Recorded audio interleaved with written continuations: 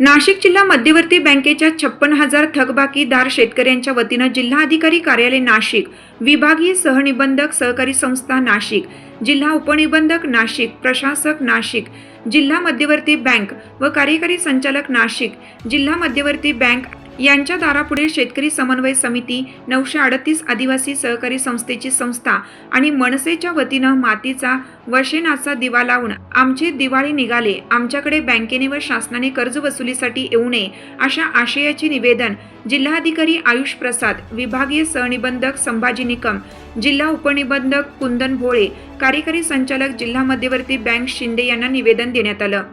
यावेळी जिल्हाधिकारी कार्यालयात निवेदन देण्यासाठी आंदोलक जात असताना जिल्हाधिकारी आयुष प्रसाद स्वतः जिल्हाधिकारी कार्यालयाच्या खाली येऊन शेतकऱ्यांच्या वतीनं निवेदन स्वीकारलं व त्यांनी तुम्हाला नेमके काय हवे आहे ते आपण एकत्र बसून ठरवू आणि शेतकऱ्यांना मदत करण्याचा प्रयत्न करू असं सांगितल्याने आपण आधी जिल्हा बँकेकडून कर्जाविषयी संपूर्ण माहिती घ्यावी व तिचा अभ्यास करून मला सांगावे, म्हणजे मी शासनाकडे त्याचा पाठपुरावा करेन आणि शेतकऱ्यांना मदत करणार असल्याचे सांगितले। शेतकऱ्यांना राजमाता अहिल्याबाई होळकर कर्जमाफीमध्ये अल्प लाभ होत असल्याने हा लाभ सर्व शेतकऱ्यांना देण्यात यावा। मुद्दलाचे हप्ते करून द्यावे। संपूर्ण व्याज राज्य शासनाने, MSC बँकेने व जिल्हा मध्यवर्ती बँकेने भरावे। शेतकऱ्यांकडून मुद्दल टप्प्याटप्प्याने घ्यावी असे यावेळी शेतकऱ्यांच्या वतीनं सांगण्यात आलं। त्याबाबत आपण योग्य तो मार्ग काढू। सहकारी विभाग, जिल्हा बँक व आपण एकत्र बसून शेतकऱ्यांना दिलासा देऊ असं जिल्हाधिकाऱ्यांनी आयुष प्रसाद यांना सांगितलं। 1 जून 2023 पासून जिल्हाधिकारी कार्यालयासमोर 3 वर्षापासून 1125 दिवसापासून संपूर्ण कर्जमाफी व शेतकऱ्यांना व्याज माफ व्हावे यासाठी आंदोलन सुरू आहे। शासनाने लक्ष न दिल्याने आज शासनाच्या दारापुढे शेतकऱ्यांचे दिवाळे निघाले म्हणून 56,000 थकबाकीदार शेतकऱ्यांच्या वतीनं आंदोलन पुकारण्यात आलं होतं व जिल्हाधिकारी कार्यालय, विभागीय सहनिबंधक कार्यालय, जिल्हा मध्यवर्ती बँक, जिल्हा उपनिबंधक यांच्या कार्यालयामध्ये पेनचा व मातीचा दिवा लावून दिवाळी जाहीर केले।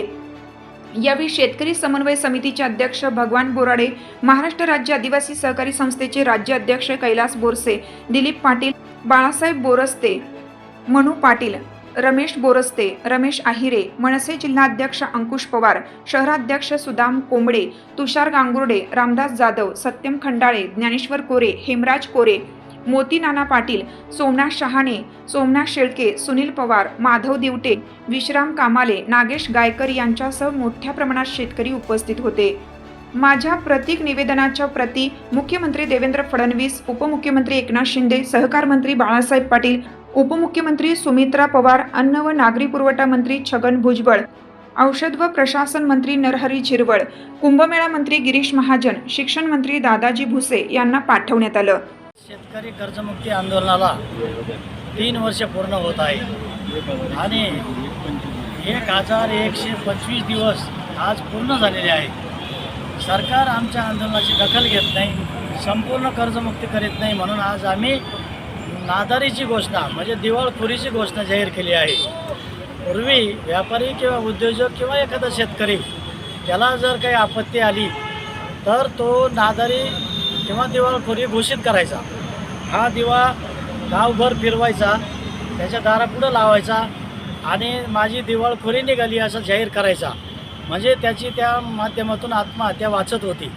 आज 56,000 शेतकऱ्यांच्या घरी मानसिक स्वास्थ्य बिघडलेले आहे। सरकारची तुटपुंजी 2 लाखाची कर्जमुक्ती आहे। नाशिक जिल्ह्यामध्ये त्या कर्जमुक्तीचा 75% फायदा होणार नाही, म्हणून आज आम्ही 56,000 शेतकऱ्यांच्या वतीने ही दिवाळखोरी जाहीर केली आहे। दिवाळखोरी जाहीर करायचा अर्थ असा की यापुढे बँकेनं आमच्या दारामध्ये पैसे मागायला यायचे नाही, हा निर्वालीचा सल्ला, म्हणून आम्ही दिवाळखोरी आज घोषित केली आहे।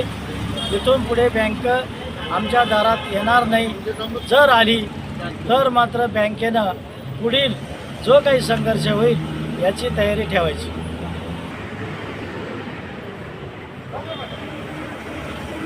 दिवाळखोरी आंदोलन आम्ही सुरू केलेलं आहे, याचं कारण महत्त्वाचं असं आहे की आमच्याकडे घेणं नाही सरकारचं, आणि सरकारचं जरी घेणं असेल तर त्याला सरकार जबाबदार आहे।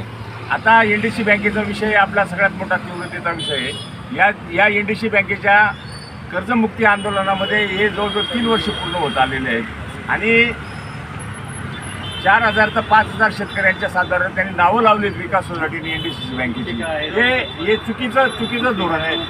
आता NDCC बँकेकडे शेतकऱ्यांकडे जे घेणं आहे ते शेतकऱ्यांचं घेणं चुकीचं आहे. कारण आम्हाला मालाला भाव मिळत नाही. सतत दुष्काळ, गारपीट याच्यामुळे आम्ही सगळे थकलेलो आहोत.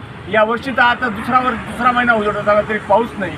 आणि अशा परिस्थितीत जर सरकारचं आमच्याकडे घेणं असेल तर आमच्या विकास सोसायटीनं शेतकऱ्यांना कर्ज देतं आणि बँक विकाला देतं आणि विका आम्हाला देतं.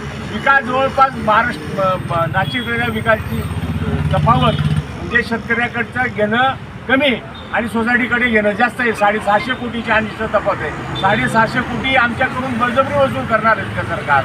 याचा फायदा कोणाला होणार आहे? म्हणजे जर सरकारने बँकेला मदत केली आमच्याकडचे 600 कोटीची अनिष्ट तफावत दिली म्हणजे ऑटोमॅटिक सरकारची मदत बँकेला होते आणि सभासदांना होते, शेतकऱ्याला होते. त्याच्यामुळे आज अशी परिस्थिती आम्हाला इथपर्यंत यायला बसने यावं लागतं, गाडीने यावं लागतं. आम्हाला रिक्षाला पैसे नसतात, पायी आम्ही काम करतो. सगळे शेतकरी आज उदासीन झालेले आहेत. आणि जर या सरकारने कर्जमाफीमध्ये काही दखल घेतली नाही किंवा आत्ता काही दखल घेतली नाही तर पुढच्या काळात याचे गंभीर परिणाम विधानसभा लोकसभेला या सरकारला भोगावे लागतील. आता अधिवेशन चालू आहे. अधिवेशन काळात आमदारांनी हा प्रश्न तसाच लावला पाहिजे. एकही आमदार बोलत नाही. याचं कारण काय? हे शेतकऱ्यांचे पोरं नाहीत का? आणि जर कर्जमाफी चुकीच्या दिशेने जात असेल ते आम्हाला ही कर्जमाफी मान्य नाही, वसुली माफी आहे हे असं आमचं मत आहे. एवढं बोलताना थांबतो. सत्यवार्ता मराठी न्यूज नाशिक.